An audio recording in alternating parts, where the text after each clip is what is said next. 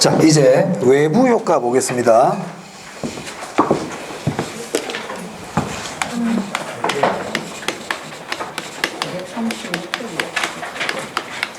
자, 외부 효과에서는요, 뜻 아셔야 되고요.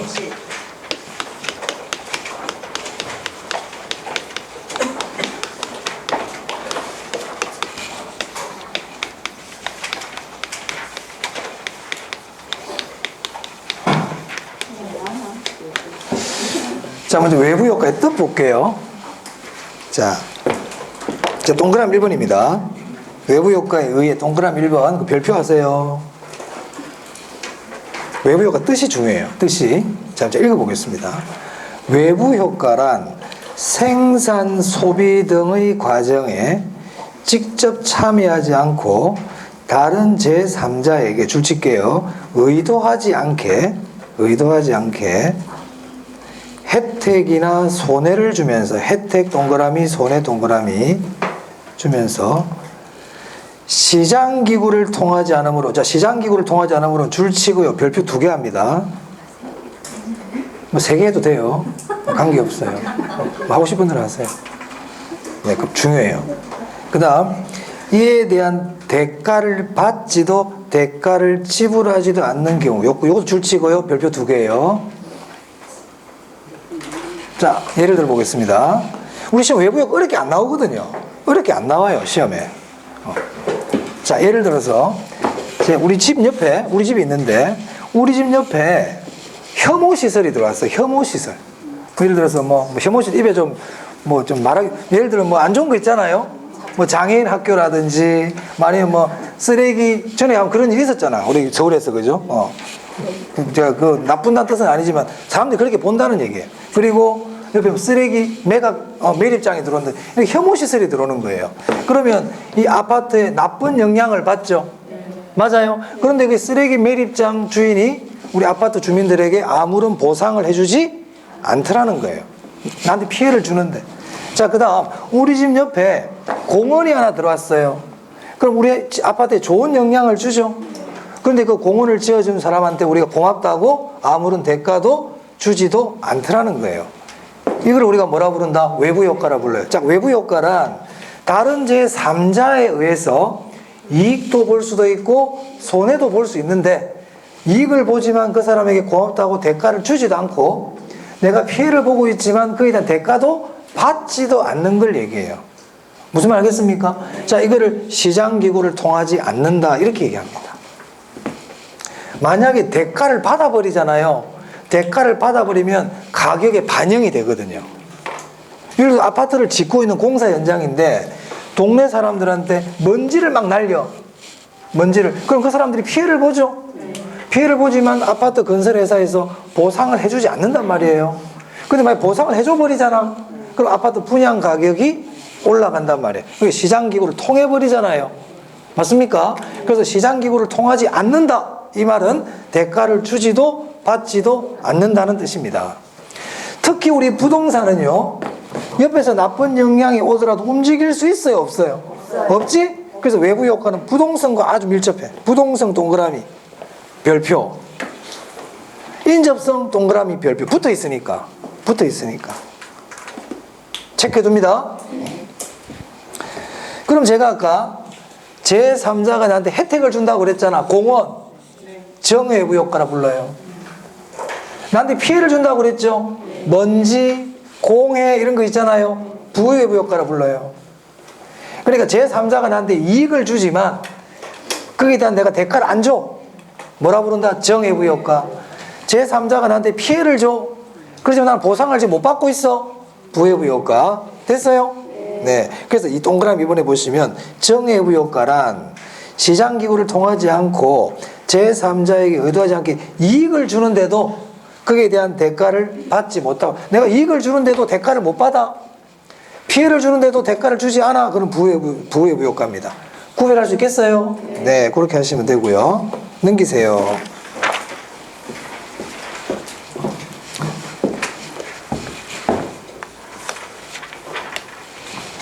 자, 정외부 효과는 다른 사람한테 내가 이익을 주는데도 거기에 대한 대가를 못 받죠. 내가 어떤 물건을 만들고 있어. 근데 물건을 만드는 과정한테 저 사람한테 이익을 주는데도 그 사람들한테 아무런 대가를 안 줘. 그럼 어떤 일이 생기느냐? 나는 사회에 필요한 양만큼 안 만들어요. 이익을 주는데도 거기다 보상을 못 받으니까 더 안 한다 이 말입니다. 그래서 정의부 효과라는 말이 나오면 과소라는 글자 꼭 과소. 과소 생산, 과소 소비. 그럼 과소 생산이라는 얘기는 시장 생산량이 사회적 재적 생산량보다 적다. 아까 얘기했죠? 과소 소비라는 것은 사회적 재적 소비보다 시장에서 실제로 소비하는 양이 더 적다. 이런 뜻입니다. 자, 부의부 효과는요. 다른 제3자에게 내가 피해를 주지만 그에 대한 대가를 지불하지 않는 거예요. 그러니까 더해버려요. 더해버리는 거예요. 더해버린다. 그래서 부의부 효과는 과대 소비해요. 즉 사회적으로 필요한 생산량보다 더 많이 생산하고 더 많이 소비해버린다. 이런 뜻입니다. 됐습니까? 네. 꼭 알아두세요. 자, 그래서 교재 보시면 그 우리 표 보세요. 표. 그 정의부 효과 보니까 밑에 동그라미 4번에 과소 생산 과소라고 돼 있죠? 정은 과소예요. 부는요? 과대예요. 과대. 자, 그 다음에 동그라미 1번에 우리가 정의부 효과를 핀피라고도 그래요. 핀피. 자, 부의부 효과를 님비라고도 그래요. 님비. 옆에 바나나 이렇게 적어도 돼요. 바나나 현상이라고도 그래요. 바나나. 님비 바나나.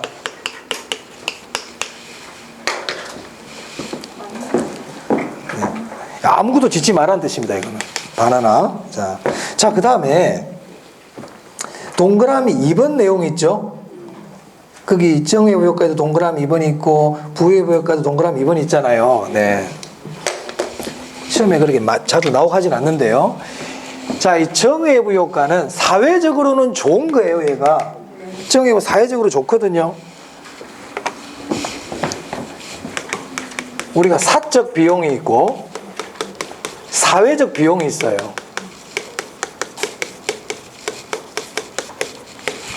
그럼 정의부 효과는 사회적으로 좋다는 뜻이니까 사회적 비용이 작게 드는 거예요. 이렇게 기억하세요.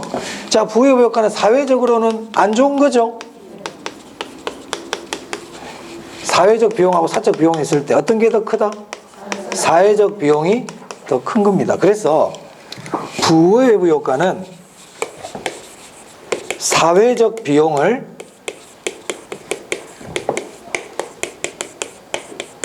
증가시킵니다. 부의부 효과는 사회적 비용을 증가시킵니다. 사회적으로 안 좋은 거야. 공해, 부의부 효과거든. 그래서 공해가 발생하면 공해를 처리하는 비용이 발생하죠. 사회적 비용이 발생한단 말이에요. 사회적 비용이. 알아두세요. 요거는. 자, 그럼 볼게요. 지금 여기 과소, 과대라는 말이 나오면 시장이 실패하고 있다는 얘기 아닙니까? 그럼 정부가 이제 시장에 어떻게 해야 돼요? 개입을 해야지. 정부가 시장에 개입합니다.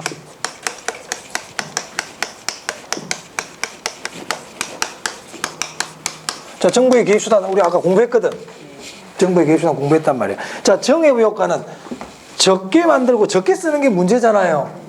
왜? 자기한테 다른 사람은 이익을 주지만 아무런 대가가 없거든. 그러니까 안 하는 거예요. 안 하는 거예요. 왜? 하면 뭐해? 여러분 그런 거 있잖아요. 저 사람한테 내가 이런 말 해주면 도움이 될 것 같은데 해줘봤자 나한테 고맙단 말도 안 하는데 그럼 한다 안 한다? 안 하는 거야. 해줘야 될 만큼 안 해주는 거예요. 니 알아서 해라 그냥. 그죠? 안 한단 말이에요. 자, 그러면 안 하니까 정부가 하게끔 만들어줘야 될 거 아닙니까? 그러니까 돈을 주는 거예요. 보조금을 주죠. 세금을 감면해줘요. 자, 보조금이나 세금 감면은 부의부 효과가 발생했을 때 정부가 개입하는 거다. 정의부 효과가 발생할 때 개입하는 거다. 근데 정의부 효과는 보조금과 세금 감면입니다. 자, 근데 부의부 효과는요. 다른 사람한테 피해를 주는데도 아무런 보상을 안 해주는 거잖아요. 그러니까 더해버리는 거 아닙니까? 그럼 정부는 어떤 일을 해야 될까요? 벌을 줘야 되겠죠. 규제를 해야 된다. 규제를 못하도록. 그래서 어떻게 해야 된다? 네, 과태료를 부과한다든지 환경오염 부담금 같은 부담금을 부과하는 거예요. 됐어요? 네. 자, 그런 내용들이 나와 있네요. 그 밑에 6번은 굳이 신경 안 쓰셔도 돼요. 자, 그런데 거기 부의 외부 효과에 동그란 6번 보입니까? 규제 보이세요? 그거 별표하세요. 자, 생산에 있어서 부의 외부 효과를 규제하잖아요. 그럼 어떤 일이 생기느냐? 자, 보세요. 과태료하고 부담금을 부과했어요. 그러면 과대 생산하던 사람이 이제 과태료를 부과하고 부담금을 부과해버리니까 어떤 일이 생깁니까? 공급이 줄죠. 공급이 감소하면 가격은 어떻게 돼요? 상승합니다. 공급이 감소하고 가격이 상승하는 그 얘기입니다, 지금. 자, 그래서 밑에 동그라미 2번 보이세요? 보입니까? 네. 자, 그게 이제 동그라미 읽어볼게요. 부의 외부 효과를 유발하는, 즉 외부 불경제 기업인 공해 방출 시멘트 공장이 있단 말이에요. 그럼 여기 정외부 효과입니까? 부외부 효과입니까? 이 부외부 효과잖아요. 자, 그래서 줄 칠게요. 공해 방출 시멘트 공장. 줄 치세요. 부외부 효과죠. 조금 더 쭉 내려간다. 환경오염분 부과 등의 규제가 있으면 부담금을 부과했단 말이야. 그러면 그 밑에 공급이 감소 줄 치고, 그러면 균형 가격은 어떻게 되고? 상승. 균형량은 감소. 이 줄 딱 쳐놓으세요. 오케이? 그럼 동그라미 1번은 뭐냐 볼게요. 주택 보유자, 소비자 입장에서 정외부 효과가 존재하면, 예를 들면, 즉 주택 주변에 공원이 있단 말이야. 공원이. 그러면 수요가 어떻게 될까요? 네, 줄칩니다. 수요가 증가. 그럼 수요가 증가하면 가격은 어떻게 돼요? 상승. 그럼 균형량은 어떻게 된다? 네. 자, 1번과 2번은 이런 차이입니다. 1번은 뭐냐면 정외부 효과가 발생하잖아요. 정외부 효과가 발생하면 수요가 증가한다는 얘기고, 2번은 뭐냐? 부외부 효과가 발생한 게 아니고요. 부외부 효과를 정부가 어떻게 했을 때? 규제했을 때의 결과물이야. 1번은 규제가 아닙니다. 1번은 정외부 효과가 발생했을 때 주변에 수요가 증가한다는 내용이고, 2번은 부외부 효과가 발생했을 때 이거를 규제했을 때 어떻게 된다? 공급이 감소하고 가격이 오른다는 뜻이에요. 내용이 좀 다른 내용이에요. 1번은 정부가 개입한 결과가 아니고 정외부 효과가 발생했을 때의 결과고, 2번은 정부가 개입했을 때의 결과고, 그런 차이가 있습니다. 그 어려운 내용은 아니니까요. 보시면 될 것 같고요. 자, 그 다음에 3번에 외부 효과의 해결책이에요. 해결책. 줄칩니다. 시장기구 스스로 외부 효과 문제를 해결할 수 있다. 거기 보시면 시장기구 스스로 외부 효과 문제를 해결할 수 있단 말이야. 있다. 그럼 만약 시험에 외부 효과는 정부의 개입만으로 해결할 수 있다. 그럼 된다, 안 된다? 안 된다 말이야. 시장기구 스스로 민간에 의해서도 해결할 수 있어요. 그 대표적인 게 호주 정리, 협상, 합병, 이런 것도 줄 하나 쳐놓고요. 됐습니까? 네. 자, 그러면 문제 하나 정도만 풀어볼게요. 시험이 어떻게 나오고 있는지. 240페이지인데요. 3번 문제 하나만 보겠습니다. 틀린 거 찾기. 1번. 외부 효과란 어떤 경제활동과 관련하여 외부 효과의 뜻을 얘기하고 있거든요. 거래 당사자가 아닌 제3자에게 의도하지 않은 혜택이나 의도하지 않은 혜택이나 손해를 가져다 주면서도 이에 대한 대가를 받지도 지불하지도 않는 상태다. 맞아요? 그래서 외부 효과란 이런 말이 시험에 자주 나오거든요. 그럼 여러분들 확인할 게 딱 있단 말이야. 의도하지 않은, 이거 체크하시고, 대가를 준다, 받는다? 안 받는다고 그랬죠? 그리고 시장기구를 통하여 통하지 않고, 그것만 확인하면 돼요. 그 말을 바꾸거든요. 그러니까 아무 이상이 없죠? 그건 맞단 말이에요. 2번. 정외부 효과가 발생하면 님비 현상이 발생한다. 핀피라고 그랬죠. 2번이 답이었습니다. 3번. 인근 지역에 쇼핑몰이 개발됨에 따라 주변 아파트 가격이 올랐대요. 정해부 효과입니까? 부해부 효과입니까? 중해부 효과. 우리 시험 어렵게 안 물어본다. 쉽게 물어본다고 그랬어요. 4번 부의 외부 효과를 발생시키는 시설의 경우 발생된 외부 효과를 제거 또는 감소시키기 위하여 사회적 비용이 발생할 수 있다, 증가할 수 있다. 이 얘기잖아요. 5번. 이건 아직 공부 안 했지만 나중에 이제 보겠습니다. 5번은 넘어가고요. 그러니까 외부 효과 문제 어렵게 안 물어봐. 심각하게 생각할 필요가 없어. 정해부 효과 과소, 부해부 효과 과대라 그랬습니다. 네. 나중에 앞에 것도 풀어보시면 알겠지만 어렵게 안 물어봐요. 안 물어보니까 쉽게 물어봅니다. 자 이제 지역지구제입니다. 지역지구제. 근데 왜 틀린대 자꾸 시험장 가면? 네? 왜 틀린대요? 뭐 잊어먹으니까 그렇지.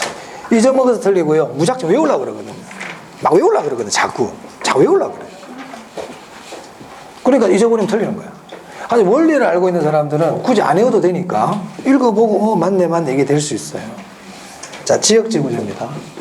자, 지역지구제는 용도지역제라고도 그래요. 자, 우리 공법 시간에 배우고 있는 용도지역, 용도지구, 용도구역 있죠? 네, 그거라고 생각하시면 됩니다. 정부가 토지의 용도를 정해주는 거예요. 토지의 용도를, 전 국토에 대해서 토지의 용도를 정해주는 거예요. 그럼 우리나라는 이 용도지역, 용도지역, 용도지구, 용도구역이 국토계획 및 이용에 관한 법률에 나와 있죠. 네. 그럼 다른 나라에서도 그런 법에 의해서 정해져 있겠죠. 그러니까 우리 개론은 이론이니까 용도지역제라는 걸 공부하는 거예요. 그럼 각 나라마다 시행을 하고 있겠죠. 당연히 하고 있겠죠. 뭐 그 법 이름은 우리가 모르겠지만 나라마다 다 이런 제도를 시행하고 있다는 거예요. 즉 용도지역제, 지역지구제, 토지의 용도를 정해준다. 자, 교재 보겠습니다. 의의 및 목적인데요. 동그라미 3번이 별표예요. 자, 읽어보겠습니다. 지역지구제의 목적은 전 국토를 일정한 용도지역, 용도지구, 용도구역으로 구분하여, 자, 정부가 토지의 용도를 정해준다는 얘기잖아요. 토지 소유자의 의사는 물어봐야 안 물어봐요? 안 물어보지. 이게 일종의 토지 공개념인 거야. 그러니까 토지 공개념. 정부가 토지 소유자의 소유권을 제한해버리죠. 내가 이 땅을 사가지고 멋진 상가를 지으려고 그랬더니 안 된대. 안 된다는 거야. 여기다 농사를 지으려고 그랬더니 안 된대. 내 땅인데도 소유권을 제한하죠. 왜? 그러니까 지역지구제도 일종의 토지 공개념이잖아요. 맞습니까? 제한하고 있으니까. 전 국토를 일정한 용도지역, 용도지구, 용도구역으로 구분해. 줄칠게요. 어울리지 않는 토지 이용을 어울리는 토지의 이용으로 규제함으로써, 그러니까 지역지구제는 토지 이용회가 규제라 그랬잖아요. 어울리지 않는 토지 이용을 규제하는 거예요. 어울리지 않는 토지 이용을 규제하는 거야. 그럼 왜 규제할까? 토지는 부족하거든요. 토지는 부족하단 말이에요. 나중에 또 설명드릴게요. 규제함으로써 토지 이용에 수반된 줄칩니다. 부의 외부 효과를 제거하거나 감소. 이게 목적이에요. 그래서 지역지구제에서는 지역지구제의 뜻 또는 목적을 꼭 알아야 돼요. 그 목적이 뭔데요? 어울리지 않는 토지 이용 규제, 이렇게 얘기하면 돼. 어울리지 않는 토지 이용 규제, 어울리지 않는 토지 이용 규제, 부의 외부 효과 제거 감소. 됐나요? 그러니까 왜 그렇게 하느냐? 4번입니다. 동그라미 4번. 토지의 효율적 이용을 도모하기 위하여. 토지의 효율적 이용을 위하여. 자, 효율적 이용이라는 게 뭐예요? 한정된 자원을 가지고 어떻게 이용할 거냐? 최고의 결과가 나오도록 이용해야 될 거 아니에요? 이게 효율성이에요. 자, 토지는 한정되어 있고 부족하단 말이야. 근데 이런 토지를 이용할 때 어울리지 않게 막 이용하면 안 되죠? 그래, 그런 걸 규제하겠다는 겁니다. 그럼 이 지역지구제는 토지 이용의 형평성을 위한 겁니까? 효율성입니까? 효율성 정도예요.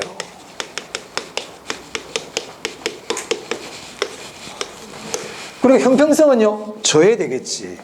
형평성은 져야 되는 거야. 그래서 그 밑에 네, 동그라미 5번인데요. 거기에 적으세요. 지역 간 형평성은 져야 된다.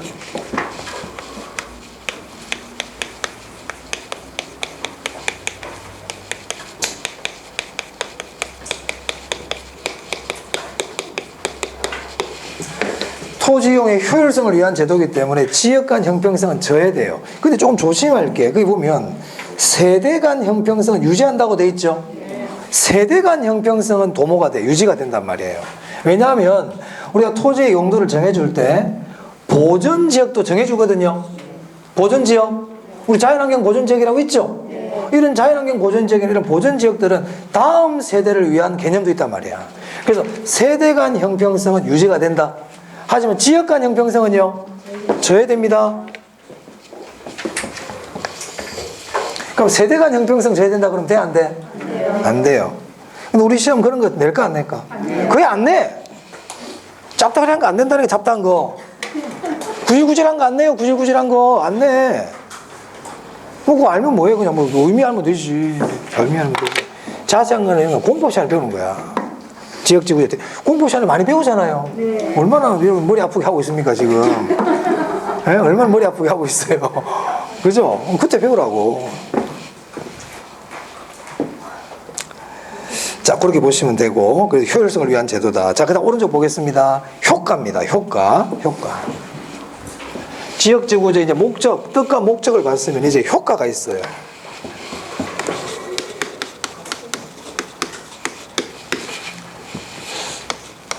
효과는 단기와 장기로 나눠서 봐요.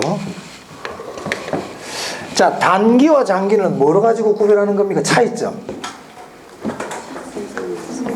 응? 단기는 단기요, 장기는 장기입니까? 단기는 신규 공급이 돼요, 안 돼요? 안 된다고 그래서. 장기는요? 된다고 그래서. 그래서 단기는요, 공급의 변화가 없어요. 단기는 공급의 변화가 없어요. 단기에는 공급이 증가도 안 되고요, 공급이 감소도 안 돼요. 알아두세요, 이런 것들은. 그러니까 만약 시험 지문을 읽는데 뭐 무슨 글자가 나오다가 단기에 공급이 증가하여 이런 말이 있잖아. 예를 들어서 그건 틀린 지문이야. 그런 말 없어. 단기에 공급이 감소하여 그런 말 없어요. 그럼 공급이 증가하고 공급이 감소하는 건 언제 일어나는 일이다? 장기에 일어납니다. 그럼 단기는 수요가 작용하는 시기예요. 얘는 수요야, 수요. 그럼 장기가 공급이 작용해요. 항상 이거 기본이에요, 기본. 그래서 단기는 수요를 먼저 생각해야 돼. 수요. 자, 지역지구제는 어울리지 않는 토지용을 규제해 준다고 그랬잖아요. 그럼 어울리지 않는 토지용을 규제해 주니까 수요가 어떻게 될까요? 수요가 증가하죠. 수요가 증가해요. 그럼 수요가 증가하면 가격 어떻게 될까요? 상승합니다. 자, 가격이 상승하면 기존에 그 땅을 갖고 있던 기존 공급자들은 초과 이윤을 얻게 돼요.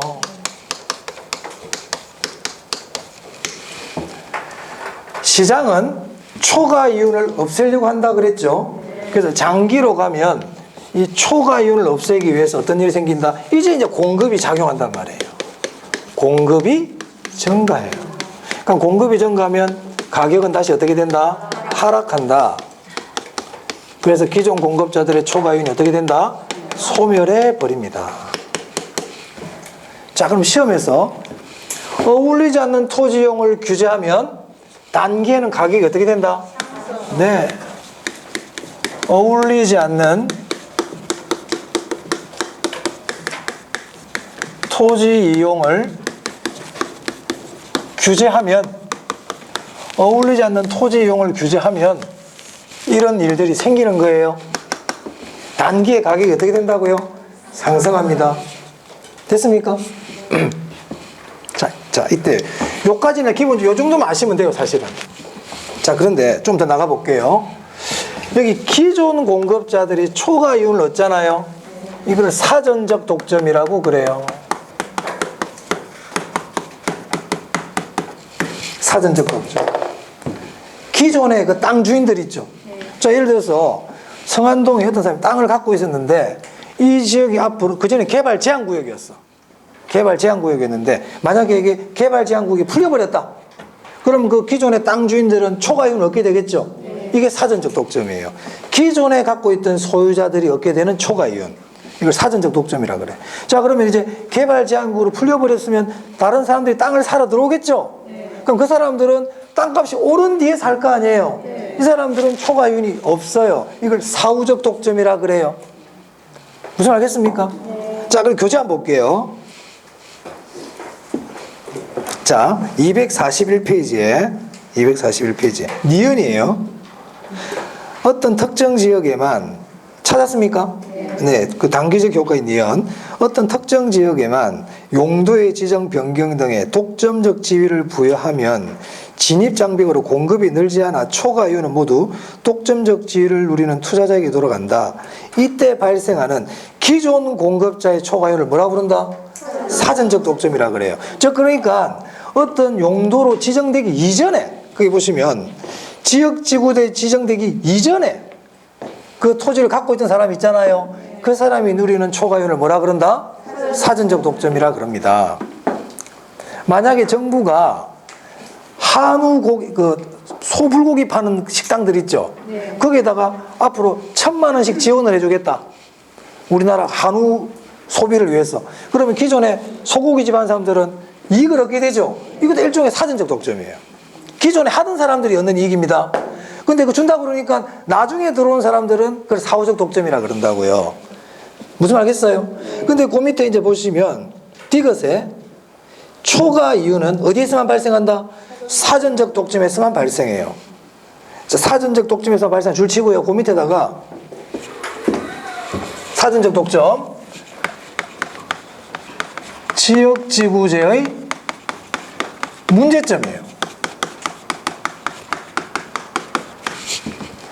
정부가 어떤 토지 용도를 정해줬더니 거기 있던 땅 주인들이 초과이윤을 얻는데 정부의 정책 때문에 초과이윤을 얻고 있잖아요. 문제점이지. 초과이윤을 본다는 거는 문제입니까? 문제가 아닙니까? 초과이윤 보니까 좋아요 그러면 안 돼. 시장 입장에서는 문제점이 발생한 거야. 시장은 뭐가 좋아? 균형. 시장은 균형이야. 그럼 초과이윤도 문제고 손실도 문제입니다. 그러니까 지역지구제를 실시해버리면 사전적 독점이 발생한다고. 그럼 저거는 지역지구제의 문제점이에요. 자, 그런데 아까 제가 지역지구제를 실시한 다음에 그 땅을 산 사람들 있죠. 그 사람들은 초과이윤이 있어요, 없어요? 그걸 사후적 독점이라 그래요. 그래서 교재 보시면 디귿에 아까 초과이윤은 사전적 독점에서 발생한다 돼 있고 그 중간에 보니까 사후적 독점이라고 있죠. 사후적 독점은 초과이윤이 있다 없다? 그럼 사후적 독점 줄치고 그 밑에다가는 문제가 되지 않는다. 사후적 독점 문제가 안 돼. 왜? 초과이윤이 없으니까. 자, 정리하면 이렇습니다. 지역지구제를 실시하면 사전적 독점이 발생한다. 기존의 소유자들이 초과이윤 얻는다. 문제점이다. 하지만 사후적 독점은 초과이윤이 발생하지 않는다. 그건 문제점이 아니다. 왠지 모르게 복잡한 것 같다. 시험에 잘 안 낸다. 우리 시험 복잡한 거 잘 안 낸다. 그래서 우리 시험은 쉽다. 내가 늘 얘기하잖아. 우리 시험은 쉬워. 쉬워. 그럼 지역지구제를 공부할 때 이런 거를 알아야지. 집에 가고 사전적 독점, 사후적 독점 막 외우고 있어. 시험장한테 안 나와. 허탈하게 이런 거 막 물어봐. 기억이 안 나. 안 봤네 자주. 요거 하고 시간이 남으면 보세요. 아시겠죠? 시간이 남으면 보세요. 자, 지역지구제까지 봤습니다. 지역지구제. 자, 그 다음 주택정책은 다음 시간에 하고요. 오늘 자료 나간 거 있죠? 저 시험지가 하나 없네. 하나 있어요? 나중에 하나.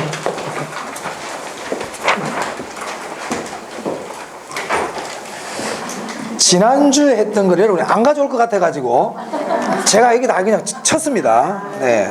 혹시나 해가지고 제가 또 학원에 또 프린트 해달라 할까봐 제가 여기 요거 보시면 돼요. 지난주 거 안 꺼내도 돼. 제가 미리 다 그냥 여기 넣었어요. 자, 1번. 아파트 가격이 10% 상승했는데 아파트 수요량은 15% 하락했대요. 그러면 수요의 가격 탄력성이 얼마입니까? 1.5다. 10분의 15. 1.5. 수요의 가격 탄력성이 0인 경우를 우리가 뭐라 부르죠? 완전 비탄력이라고 부릅니다. 완전 비탄력 줄치고요. 수요의 가격 탄력성 0도 줄치세요. 가격 탄력성 0, 완전 비탄력. 그 밑에 적을게요. 완전 비탄력 옆에 밑에 적을게요. 수요량 불변. 수요량 불변이란 뜻이에요. 수요량 변화율은 얼마란 뜻입니까? 수요량 변화율이 0. 그런 뜻이에요. 벌써 잊어먹었나? 수요량 변화율이 0이란 뜻입니다. 0. 오케이. 자, 이는 수요 곡선 형태가 수직이라 그랬죠? 수직입니다. 자, 3번입니다. 수요의 가격 탄력성이 무한대래요. 무한대인 경우를 뭐라 부르죠? 완전 탄력. 이는 수요 곡선의 형태가 수평. 잊어먹으면 안 돼요. 자, 다음 4번입니다. 수요의 가격 탄력성 1보다 작은 경우를 뭐라 부르죠? 비탄력적. 이는 비탄력적이라 그러고 수요의 가격 탄력성이 1보다 큰 경우를 뭐라 부르죠? 탄력적이라 그럽니다. 자, 5번에 수요의 가격 탄력성이 더 커질수록 더 탄력적이라 그러고 수요 곡선은 어떻게 된다? 더 완만하게 된다. 자, 그 다음 수요의 가격 탄력성이 탄력적인 경우 가격을 내렸대요. 그럼 기업의 수입은 어떻게 된다? 증가하고 가격을 올려버리면 기업의 수입은 감소한다. 수요의 가격 탄력성이 단위 탄력적일 때는 가격을 인하하면 기업의 수입은 어떻게 된다? 불변이다. 가격을 올리든 내리든 수입은 변하지 않습니다. 자, 8번입니다.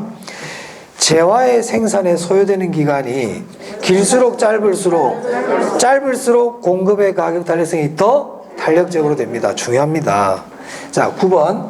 단기 공급 곡선보다 장기 공급 곡선이 더 탄력적이며 이로 인해 장기 공급 곡선이 단기 공급 곡선보다 더 완만하다. 됐나요? 네. 자, 10번. 생산량을 늘릴 때 생산 요소의 가격이 상승할수록 공급의 가격에 따라서 어떻게 된다? 네?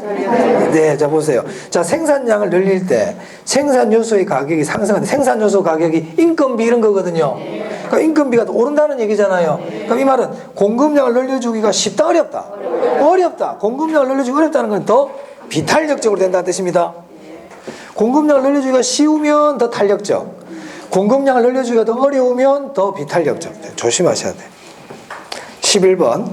정상재란 소득이 증가하는 경우 수요량이 어떻게 되는 재화입니까? 증가하는 재화를 말하며 수요의 소득 탄력성이 0보다 크다. 자, 12번. 대체재의 경우 수요의 교차 탄력성은 0보다 크죠? 그리고 보완재의 경우는 수요의 교차 탄력성이 0보다 작답니다. 네. 자, 13번부터는 시장론인데 사실은 제가 이거 이제 오늘 정책론을 먼저 했죠. 요거는 나중에 제가 풀어보기로 하고요. 다음 시간에 제가 오늘 했던 부분 있죠. 정책론 부분하고 다음 시간에 할 부분들을 한번 해드리겠습니다. 13번은 한번 여러분들이 나중에 책을 보면서 한번 풀어보세요. 다 배웠던 것들이에요, 사실은. 이걸 안 배우신 분들은 놔두고요. 안 배웠던 분들은 한번 풀어보세요. 네, 그럼 나중에 답은 제가 다음에 한번 알려드리도록 하겠습니다. 자, 오늘 여기까지 했고요. 자, 오늘 배운 거 한번 볼까요? 자, 수요의 가격 탄력성 했죠. 수요의 가격 탄력성 공식이 어떻게 되더라? 분모가 뭡니까?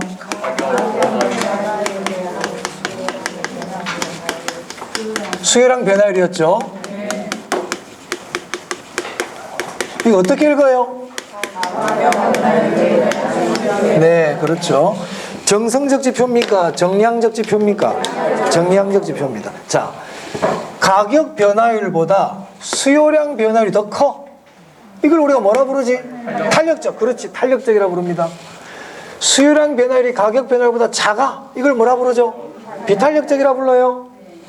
같대요. 탄력성 1이라는 뜻이죠. 단위 탄력적이에요. 수요량 변화율이 0이래요. 완전 비탄력이라 부르죠. 맞아요. 수요량 변화율이 무한대래요. 그렇습니다. 자, 수요량 변화율이 0일 때 완전 비탄력일 때는 수요 곡선이 어떤 형태다? 수직. 무한대일 때는 어떤 형태다? 그렇습니다. 똑같다. 똑같다. 자, 그 다음 수요의 가격 탄력성과 기업의 수입이에요. 탄력적일 때는 가격을 올려라, 가격을 내려라? 가격을 내려라. 탄력적일 때는 가격을 내려라. 그래 수입이 증가합니다. 단위 탄력적일 때는 가격을 올리든지 내리든지 수입은 변하지 않는다. 이거 중요하거든. 수요와 공급의 탄력성 결정 요인. 자, 어떤 경우에 수요의 가격 탄력성이 더 커지던가요? 대체재가 많을수록, 규제가 완화될수록, 장기일수록, 용도가 다양할수록, 용도 전환이 쉬울수록. 이건 공급도 마찬가지라 그랬어요. 그리고 수요는 제가 측정 기간이 길수록, 관찰 기간이 길수록 이렇게 되게 한다고 그랬어요. 그리고 주거용 부동산하고 상공용 부동산 중에 어떤 게 더 탄력성이 커? 주거용 부동산. 시장을 세분할수록 탄력성이 커진다. 맞아요? 자, 공급입니다. 공급의 탄력성이 더 커진다는 것은 공급량을 늘려주기가 더 쉽다. 생산 기간이 짧을수록 생산량을 증가시킬 때 단위당 비용이 증가할수록 감소할수록 비용 감소 산업일 때. 그죠? 그거 공부했어요.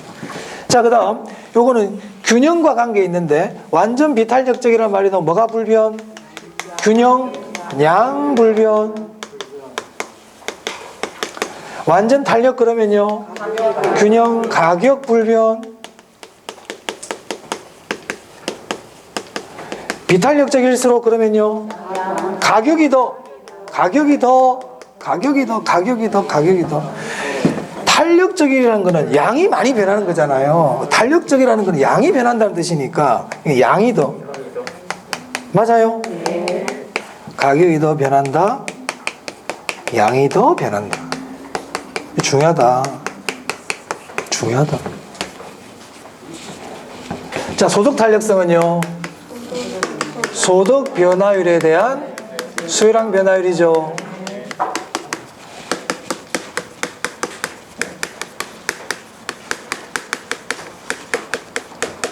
여기서는 정상재와 열등재가 있다고 그랬어요. 정상재가 뭔데요? 소득이 증가할 때 수요량도 증가한다. 정상재. 탄력성이 플러스라고 그랬습니다. 자, 열등재. 소득이 증가하니까 오히려 수요량이 줄어든다 그랬죠. 소득이 줄어들 때 수요량이 증가한다고 그랬어요. 소득 탄력성은요 마이너스라고 그랬어요. 자, 아까 교차 탄력성이 있었죠. 교차 탄력성은 대체재는 교차 탄력성이 플러스, 보완재는요 마이너스. 교차 탄력성은 다른 재화의 가격이 변했을 때 해당 재화의 수요량이 어느 정도 변하는지 그걸 나타내는 겁니다. 자, 정부가 시장에 개입하는 이유 두 가지라고 그랬어요. 자원의 효율적 배분을 위하여, 시장 실패를 수정하기 위하여, 두 번째 사회 목표 달성을 위하여, 저소득층과 경제적 약자를 위하여. 자, 시장 실패 원인이 있었죠. 뭐뭐 있었던가요? 불안전 경제, 그렇죠. 규모의 경제, 외부 효과. 좋습니다. 외부 효과, 그렇죠. 공공재. 자, 공공재는 경합성이다, 비경합성이다? 비경합성. 그렇죠. 비배제성. 그리고 정보의 대칭, 정보의 비대칭. 정보의 비대칭. 그렇게 말씀드렸어요. 네. 그래서 역선택 도덕 제의가 있었죠.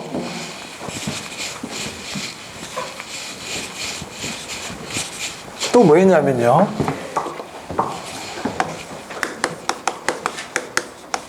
정부의 시장 개입 수단했어요.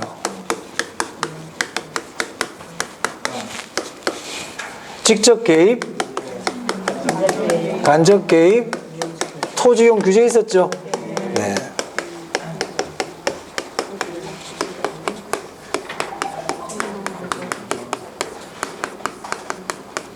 자, 직접 개입의 대표적인 게 토지은행, 수용은 공영개발을 얘기하죠. 공영개발. 환지도 있었죠. 선매 이런 게 있었습니다. 선매. 그리고 공공임대주택 공급, 보금자리 주택 공급 이런 게 있었어요. 자, 간접 개입. 네. 세금부터 할까요? 세금, 부담금. 부담금은 제가 중요하다 그랬고요. 보조금, 금융, 그죠? 금융이라는 거는 LTV, DTI 이렇게 말씀드렸어요. 네, 이런 것들이에요. 자, 토지이용 규제는 법적, 행정적 수단이라고 그랬죠? 법적, 행정적 수단이다. 대표적인 게 뭐라고요? 지역지구제, 각종 인허가 제도들이에요. 인허가 제도. 자, 그리고 아까 수용 공영개발할 때 공영개발은 정부가 수용을 해서 개발해서 매각하는 방식이라 그랬죠. 매각 분양하는 거라 그랬습니다. 근데 환지는 아까 뭐라고 그랬습니까? 원소유자들에게 토지를 재배분, 재분배하는 거라 그랬어요. 차이점이 있다 그랬습니다. 자, 선매, 협의 매수다, 수용이다. 협의 매수하는 거다. 수용 그러면 안 돼요. 수용하는 거 아니라 그랬어요. 선매. 자, 토지은행제도 우리나라에서 한다 안 한다? 한다. 어디서? 한국토지주택공사에서 합니다. 네. 한국토지주택공사. 고유 계정으로 운영한다. 별도 계정으로 운영한다. 별도 계정으로 운영한다 그랬어요. 이런 것들 알아두시면 되겠네요. 정부 시장 개입 수단. 그 다음에 이제 10번. 아까 외부 효과 했거든요. 외부 효과는 시장 기구를 통한다, 통하지 않는다. 통하지 않는다. 대가를 지불하지도 받지도 않는다. 정과 부가 있다고 그랬어요. 정은 과소입니까? 과대입니까? 부는요? 네. 그럼 정해부가 발생할 때 정부는 보조금을 줘야 돼? 과태료를 부과해야 돼? 보조금을 준다. 부외부 효과는 보조금을 준다. 과태료를 부과한다. 과태료를 부과한다. 자, 외부 효과는 시장기구 스스로도 해결할 수가 있다 그랬죠? 해결할 수 있습니다. 자, 그 다음에 지역지구제 조금 전에 했어요. 네, 이런 것들 정리하시면 되겠습니다. 됐습니까? 네. 오늘 집에 가서 꼭 복습하시기 바랍니다. 네, 고생하셨습니다. 네.